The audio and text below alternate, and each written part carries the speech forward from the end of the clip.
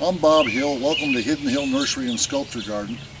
The best way to explain this place is kind of a hobby run amok. My wife and I bought 6 acres of land, an old farmhouse in 1975, and just kept adding trees and shrubs and grasses. And 30 years later, we had a mini arboretum right here in southern Indiana. We're very proud of it. And what I want to do today is just kind of walk around and show you some of the features of Hidden Hill and why we'd like to have you come visit us. So let's take a little bit of a walk here.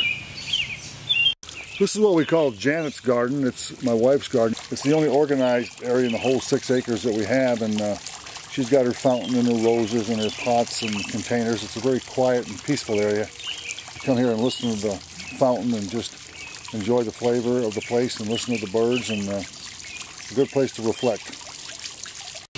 This is our board of directors here. Of course, we've got Dopey and Grumpy are in charge of this place most days, and some days I'm actually both, but nothing gets done here without the direction and the guidance and the counsel of our board of directors, and we're just proud to have these guys with us. This is one of my most favorite areas, if not my most favorite. It's our double pond. We have these rocks I've had here for many years, and we've just had a pond at the top, and then a couple of years ago we ran mills down both sides, kind of mill races, and there's a pond at the bottom. We have koi fish in here. It's just another place to come and relax and just sit and listen to the birds.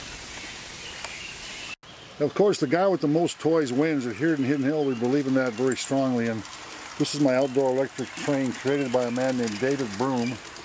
And we're just in the process now of doubling the size of this train and having another track running on over the top of this one. So by the end of 2009, we're going to have 2 fully loaded trains going out here. And it's just a lot of fun. And we've also named the station that goes with both sets of trains Broom Station, after David Broom, its creator and founder and chief engineer and conductor. This is one of our latest Hidden Hill creations, and I just love this area. It's a 90-foot rose arbor made out of cedar trees cut down from a neighbor's farm just across a few miles away up the road here. I've got 21 climbing roses and 21 clematis here. Now it's just in the middle of May, and it's just a gorgeous time to be here and well, stop and smell the roses. I have a thing about variegated plants. This is probably the most unusual one I have. It's a variegated ginkgo. Just a beautiful kind of lemon yellow and green leaves on this tree. Very hard to find, and just we're proud of this one too. This is a locust tree, a special kind of locust tree with a kind of a lemon yellow leaf. And behind that is a variegated hedge maple. Isn't that lovely? I got this from a nursery in Oregon. I just love this variegated stuff. And then further down the road here is a smoke tree. Look at the light on this smoke tree. It's a purple smoke tree. It'll have kind of rose red flowers on it here in another week or so. And next to it is another smoke tree with yellow leaves. So the two together make just a great contrast. We have these for sale here, of course, along with many other plants and trees here you can't find anywhere else. Maybe you don't want to find anywhere else. This is that fine line at Hidden Hill where art meets redneck. I'm not sure if I exceed the redneck limit or not, but it's an old bathtub, an old clawfoot bathtub with these coleus plants to go with it, and around it is some beautiful hostas, and of course I've got the shower here, and in a few minutes when the camera's off I may try and clean myself up a little bit. I've always had a thing for covered bridges, and a local blacksmith friend of mine named Jeff Reinhardt, I told him I wanted a covered bridge here at Hidden Hill. He went out and made me a covered bridge out of this metal and rebar, and in the middle of the summer I'll cover it with a climbing vine, a beautiful purple climbing vine. It's just great to walk through, and can be fragrant too. This is a raised berm I created out of a bunch of conifers and plants and shrubs. I wasn't sure what else to do with, so we had this hill. Whenever I get a tree I'm not sure what to do with, I spring it over here and stick it in the ground, and after 10 years it's worked out pretty well. It looks like I actually planned it, which of course I didn't. You can't garden these days without knockout roses, and we have 15 or 20 shrubs all over the place. This one's particularly nice, and again, the middle of May, the end of May. Easy to grow, easy to take care of.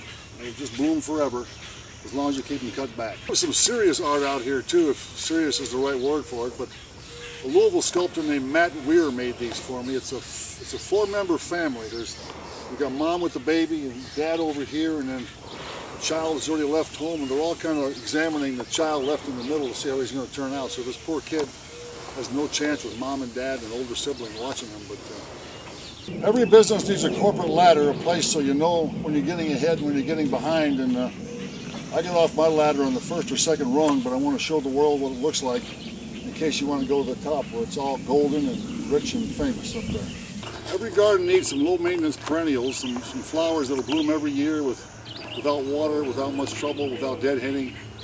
That's what we have here at Hidden Hill. There's about 10 or 12 perennial flowers created by a Kentucky blacksmith, a friend of mine, and he helped me out quite a bit here.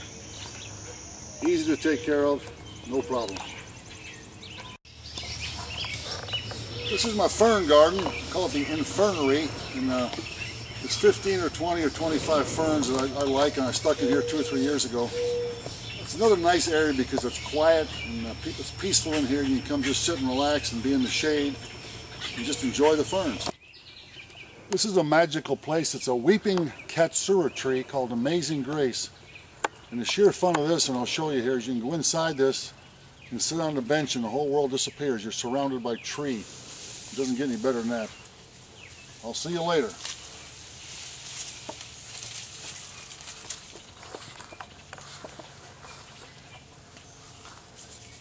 Can you hear me now?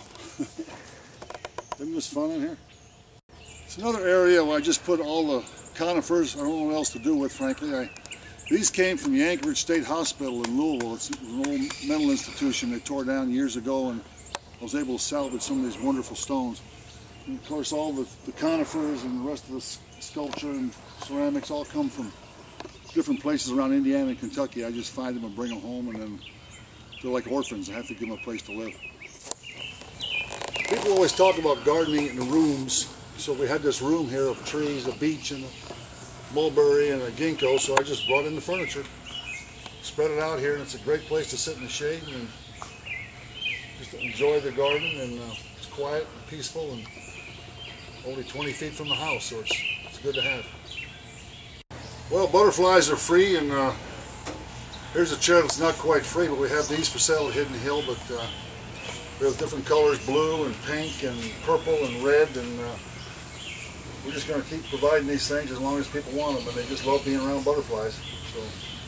So we got them.